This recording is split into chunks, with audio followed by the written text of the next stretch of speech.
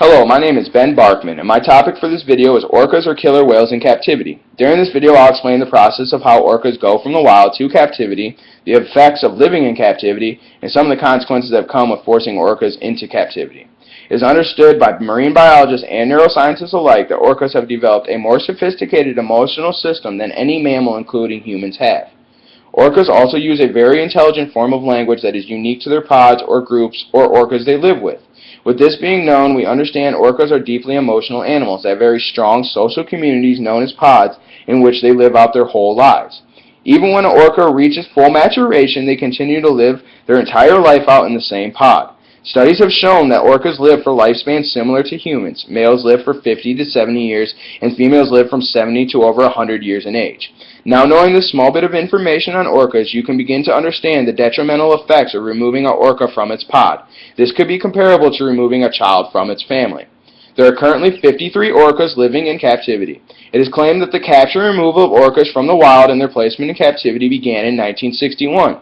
But in 1970, in Puget Sound, Washington, it is well documented the capture of an orca. During this capture, 3 orcas died, were gutted, filled with stones, tied to anchors, and left to rot at the bottom of the ocean. This was all out of SeaWorld's self-interest and public image. The process in which they used to capture orcas involves the use of herding animals with bombs, chasing them into coves with speedboats and aircrafts, and forcing the orcas to be blockaded off by a circular net. Once these orcas are blockaded off by the circular net, they capture the young ones away from the adults using harnesses around their necks. After the orcas have been restrained, they are separated, packed, and shipped to their captive homes. After so many captures in the state of Washington, SeaWorld was court-ordered in 1976 to never return to Washington to capture whales. But this did not stop SeaWorld from capturing orcas. Instead, they moved their hunts in Iceland. At this point, 144 orcas have been taken into captivity from the wild. Of these 144 orcas, 125 have died, leaving only 19 wild orcas still alive in captivity. Since the statistic includes every orca since 1961, some would assume a number of orcas passed away almost naturally or from age. But if you consider the average orca lifespan is well over 50 years, almost every orca would still be alive in the wild. Once new orcas are brought to captivity, they are forced into artificial, unnatural pods that include orcas from all around the world that are all slightly different, including genetics and language. This makes the emotional bond between the orcas not authentic and sometimes even not in existence. To train the new orcas, they pair the new orca with an experienced and also more dominant orca. They then have the orcas trained together. When the new orca doesn't properly perform the trick it is being trained, the trainer refuses to feed both orcas. Eventually, this tactic leads the more dominant orca to lash out at the younger orca, raking its teeth down its side and ramming the younger orca until it's submissive and cooperative. This is only one saddening aspect of orca captivity. Another alarming fact is that these animals live in what we as humans would consider an underwater jail cell, consisting of 4 concrete walls with very limited mobility and no opportunity to leave or to be trained or to perform. So for the majority of these animals' lives, they're basically living in a jail cell. Orcas would have to swim 1,400 times to equivalent the amount a wild orca swims daily.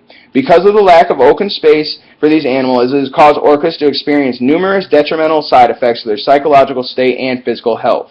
One noted effect of orcas living in captivity is that the males exhibit floppy dorsal fins. They attribute this to the lack of force from gravity on the dorsal fin. SeaWorld claims that 25% or more of orcas in the wild exhibit this floppy dorsal fin, when in actuality less than 1% have been documented in exhibiting this behavior in the wild. Another theory that is backed by neuroscientists who have studied orca brains believe that these animals develop mental disorders or symptoms. Scientists in the field believe that when orcas show signs of aggressiveness toward each other in captivity, it is for this reason, and because the fact that orcas are enclosed and don't have an escape route, the orcas lead each other to killing. And when in the wild, when 2 orcas fight, one of the animals usually retreats into the endless ocean to escape. But unlike the ocean, this is a forced cage match between these 2 animals. There also have been 4 or more trainers killed by orcas in captivity. They believe these attacks were provoked out of frustration or anger the animal was feeling. They attribute the animal's frustration to the lack of food, social interaction, and space to move about. The captive orca's quality of life is not even comparable to counterparts in the wild. Because of the uniformity and restrictive life the captive orcas live, they live lifespans of only 25 to 35 years. They attribute the shorter lifespans to the fact that these animals live very dull lives and are restricted to such unstimulating settings. Another aspect of captive living is that is detrimental to orcas' health is the unnatural sex cycles that animals are forced into. It has been noted that orcas won't reproduce in adverse environments. Orcas mate very infrequently because of their long lives. It is not necessary for them to be constantly reproducing. Orcas don't procreate until they reach maturity, which is about 15 years old. Female orcas experience the polyestrous cycle, the cycle of fertilization that is similar to the human female, where they may or may not be able to conceive.